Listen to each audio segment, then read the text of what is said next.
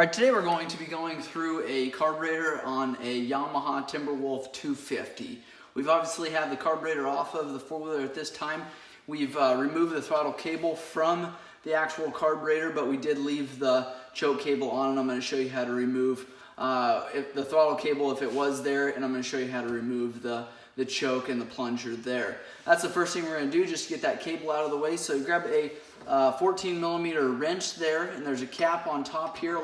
Some of the other models have a plastic cap. I'm thankful this has an aluminum cap there. Just kind of is a little bit easier to remove these caps without damaging the cap itself here or the thread. So go ahead and pull that off. If your cable is still attached, you're going to be able to pull that spring and that cable out all together. You've got an O-ring on there. You want to make sure you replace that if that is bad. Also, we've got this rubber protector here, this cover here, that's going to slide, and it's actually going to slide down into that groove there when we're going back together. To remove the plunger, what I do is I'll hold the cable kind of with this part of my hand, and then I'll take and just slide that spring back, and you just slide that cable out of that groove there on the actual plunger. Spring's going to pop out there. Now the cap's going to pop out, and we've got those pieces separated, and we've got our choke cable here that can be taken off of there. So that is how you remove the choke cable. Now to remove the throttle cable, it's obviously going to have gone down through this rubber tube here, or this rubber cap, and I'm just going to go ahead and pull that cap off of there. If our throttle cable was hooked up, it would be attached right here, be threaded on here, and when you remove that, you can just go ahead and loosen up the throttle cable here off of these threads. Now we're going to take this cap off of here. Again, if that throttle cable was still attached when we pull this up, we would pull the slide and everything out together. And I'm just going to lift that out of there, just stick my finger down in there and pull that cable out, or that slide out, and that is what your slide looks like there. We've got a rubber O-ring on top here, and I like to keep that down inside of that cap just so we keep that around, and if that is bad or ripped or dried out, you make sure you want to replace that O-ring there. Our spring here just fits right down inside of this slide there, and you've got a keeper down inside here that you can remove with a small pair of pliers. Just go ahead and lift that up, and we've actually removed the needle at the same time, and that does happen because if you're pinching your keeper here, you're actually going to pinch your needle in with it and lift it up. This needle is adjustable, and so there's got a clip on here, and I believe there's 5 different settings. Check your specs to see where those need to be for your riding condition and your altitude there. Underneath of the clip there is a plastic spacer. You want to make sure that goes on, sits on this side of the clip, and I'm just going to slide that on there just to keep that together. Our slide itself is this. You want to make sure that that's free of any debris and ready to go back together. Now we can take and flip that carburetor just like that, and then I take a Phillips screwdriver, and we've got 4 Phillips screws we need to remove this bowl. Now if your four-wheeler is hard starting, or it doesn't idle right, or doesn't rev up, more than likely you've got a carburetor problem, and I'm going to show you where your issue is going to be at on this carburetor. 4 Phillips screws here. They're brass screws going into an aluminum carburetor, so you don't have to really tighten these up a whole bunch. You want to make sure they're snug, and they can work themselves out, but with these screws going into an aluminum housing there, you could potentially damage the aluminum. We've got our bowl here. This is called the bowl. Your carburetor is obviously going to be sitting like this when you're on the four-wheeler, and so this bottom nipple here is going to be your overflow drain.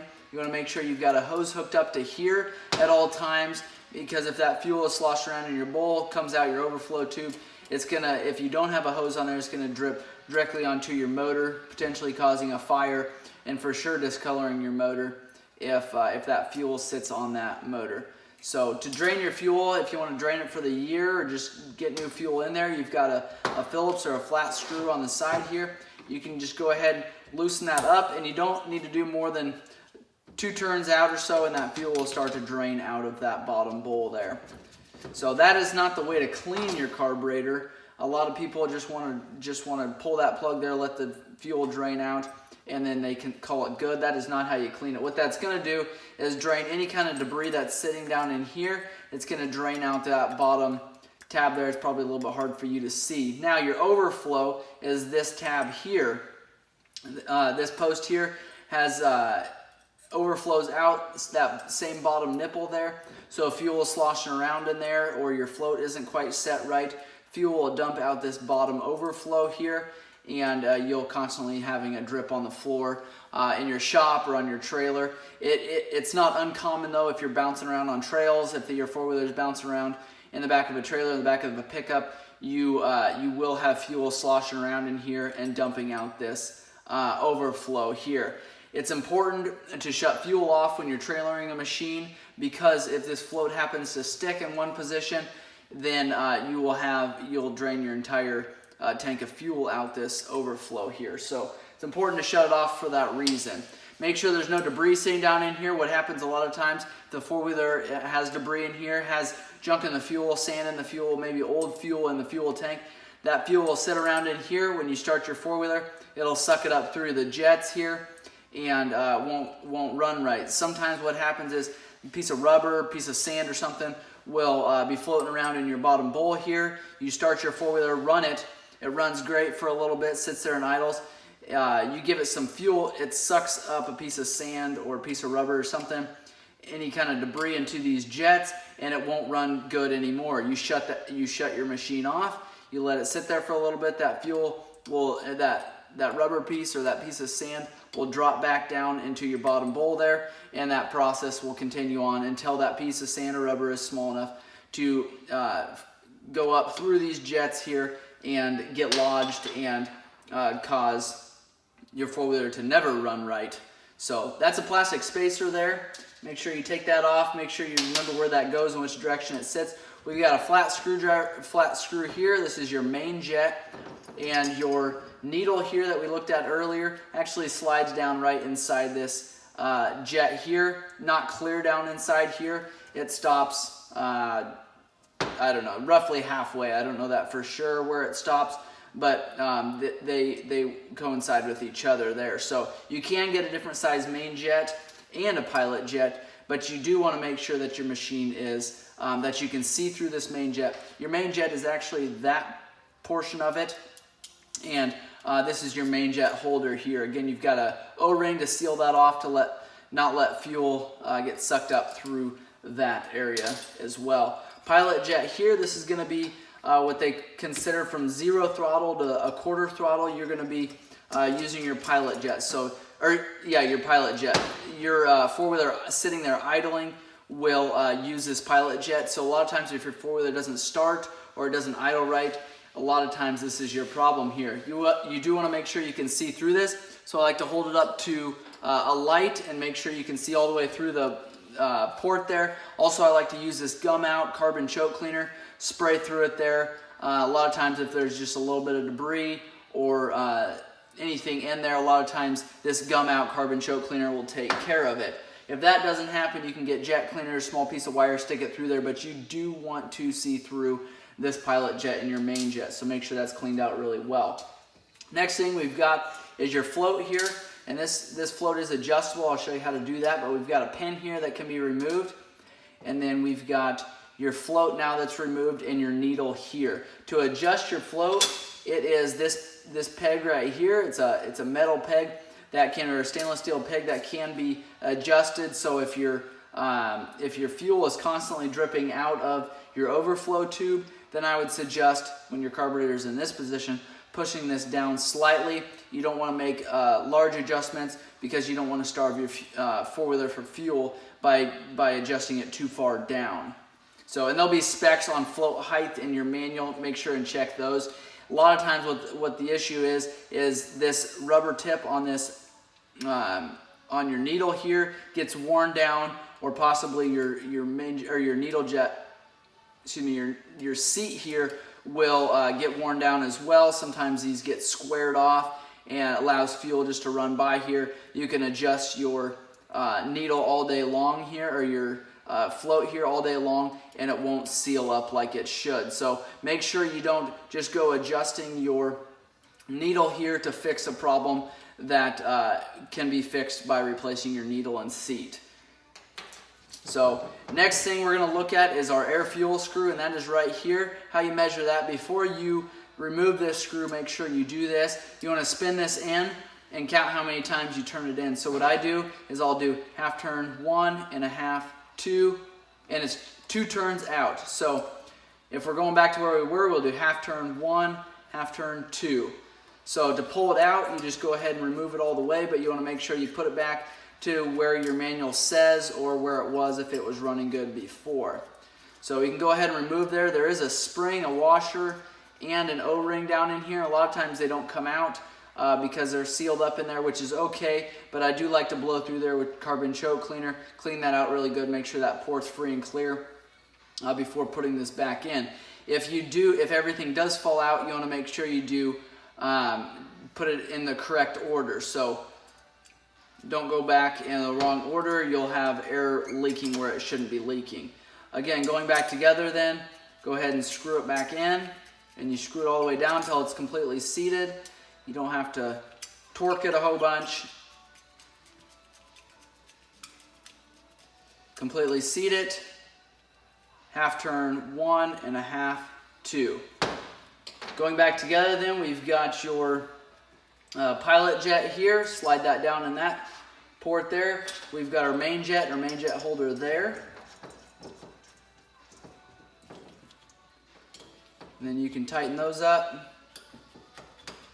I like to use a little bit bigger screwdriver than what I have sitting here handy, because, and the reason why I did that, I'm sure somebody's going to leave a comment about how I did that, but it needs a little bit bigger screwdriver, because if I use this small screwdriver and spin it in here, it's just going to spin in here and waller this main jet out, and you do not want to do that. So make sure that you've got a large enough screwdriver to remove that and put that back in there, so that you're not turning this. Again, this jet is brass and could be damaged very, very easily. So next we've got our needle and our float here. Doesn't matter which direction this needle goes on here.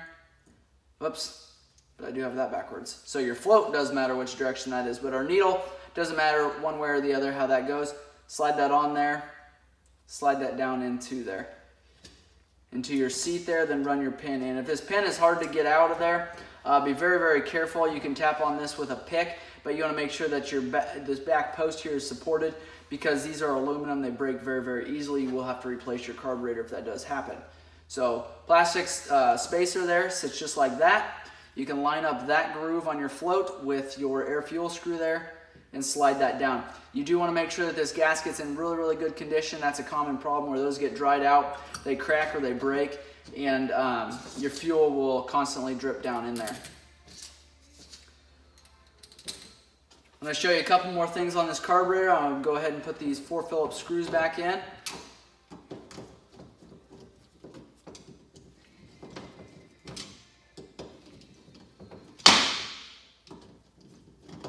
And we'll snug those up, but first, if we're putting our throttle cable back in there, obviously we have our slide here, our needle. Just make sure you've got your spacer on there. Now we can put that on. Now what we're going to do is slide our throttle cable in, and that throttle cable is going to slide all the way down this groove here. It's going to hook into that area there, and then you can take your keeper, your spring keeper here, and slide that in as well.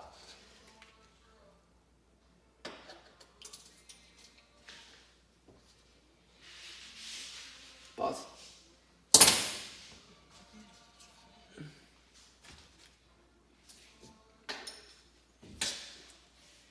Okay, then we can take our keeper, put that in there.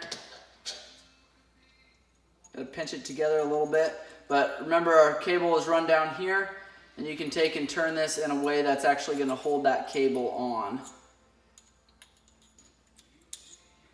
So just kind of spin it around there, and it'll keep that cable in position there.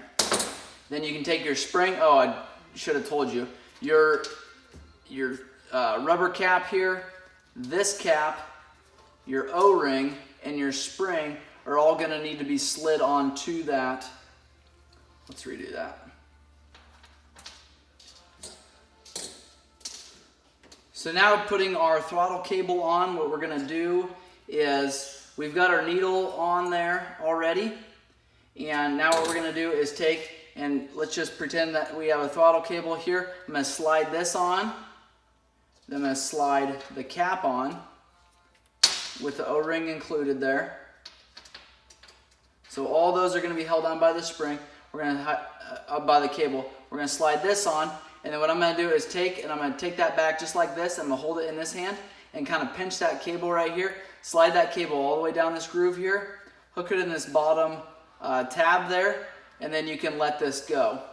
Your keeper then you can put on there at some point while you're trying to finagle all those parts together. And I wish I had a throttle cable here to show you. But the keeper will go in here. That'll hold that cable on as well. Obviously that's going to be in position. Our cap is going to be on there, and we are ready to slide it back down. This will only go all the way down in one direction, so make sure you do that right. This longer groove here is going to be on this side. The short fat groove there is going to be on the idle adjust, and I should show you how to do that. You want to make sure that your slide goes all the way down, your needle goes all the way down, and then turn this on. Again, aluminum throttle or aluminum carburetor, so make sure that cap is straight, those threads are on there straight, going back together. Your idle adjust is here. A lot of times you can use your fingers to adjust it, and you only want to do quarter turn at a time. You want to make sure your four-wheeler is completely warmed up before you start doing that. So what that's doing when you turn your idle in clockwise, that's raising your slide height there, allowing more air to flow through, sucking more fuel through. So to turn it down counterclockwise, it's going to lower that slide there, not allowing as much air and fuel through there. So this is your port coming from your fuel tank, or your tab coming from your fuel tank. So that is where the fuel comes down. I should have showed you that when I had that bottom bowl off, but that comes down here, goes into your needle seat area that's down in this bowl here. So we've got another vent line here, and over here is where your choke cable port is. So if you're sticking your choke down there or your plunger down in there, you'll be able to see it through that port there. So that is carb clean and rebuild on a Yamaha Timberwolf 250. If you've got more questions, let me know. Check out my other videos for the Yamaha Timberwolf and hundreds of other videos on how to service a four-wheeler and some reviews. Thanks for watching.